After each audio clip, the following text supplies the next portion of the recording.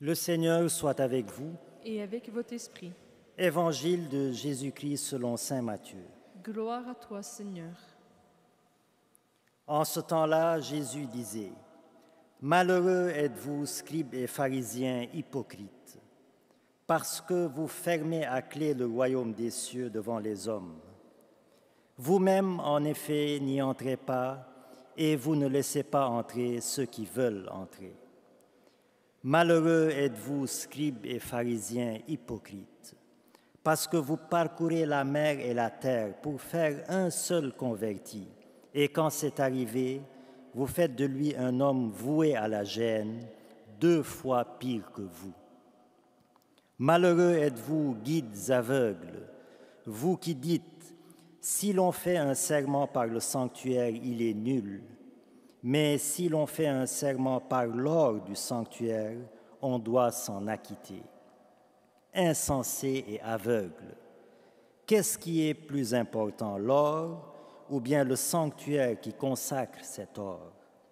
Vous dites encore : si l'on fait un serment par l'autel, il est nul. Mais si l'on fait un serment par l'offrande posée sur l'autel, on doit s'en acquitter. Aveugle, qu'est-ce qui est le plus important, l'offrande ou bien l'autel qui consacre cette offrande? Celui donc qui fait un serment par l'autel, fait un serment par l'autel et par tout ce qui est posé dessus.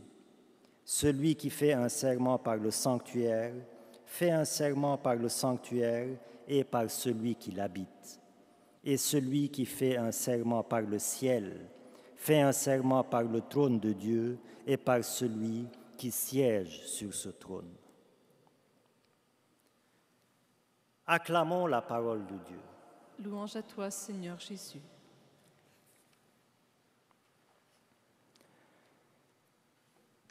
Le chapitre 23 de Matthieu, qui inclut cet évangile et même celui de demain également, évoque les fameuses invectives de Jésus, pour ne pas dire les malédictions de Jésus contre les scribes et les pharisiens. Alors, désolé frères et sœurs, mais cette homélie s'adresse d'abord à nous les prêtres, et par ricochet bien sûr à vous, puisque nous sommes prêtres pour vous, le peuple de Dieu. Alors, c'est étonnant, c'est interpellant de constater que dans les évangiles, Jésus ne s'en prend jamais aux pécheurs notoires, comme les publicains, les collecteurs d'impôts, les prostituées ou autres pécheurs civils. Il s'en prend quasiment toujours aux religieux, aux docteurs de la loi. On ne voit jamais Jésus invectiver une prostituée, un publicain ou même un meurtrier, mais ce sont toujours les pharisiens qui reçoivent les foudres du Seigneur. Malheureux à vous, scribes et pharisiens hypocrites, car vous payez la dîme sur la menthe, le fenouil et le cumin, et vous négligez ce qu'il y a de plus grave dans la loi, c'est-à-dire la miséricorde, la justice et la fidélité. Vous enlevez le moucheron avec un filtre et vous avalez le chameau.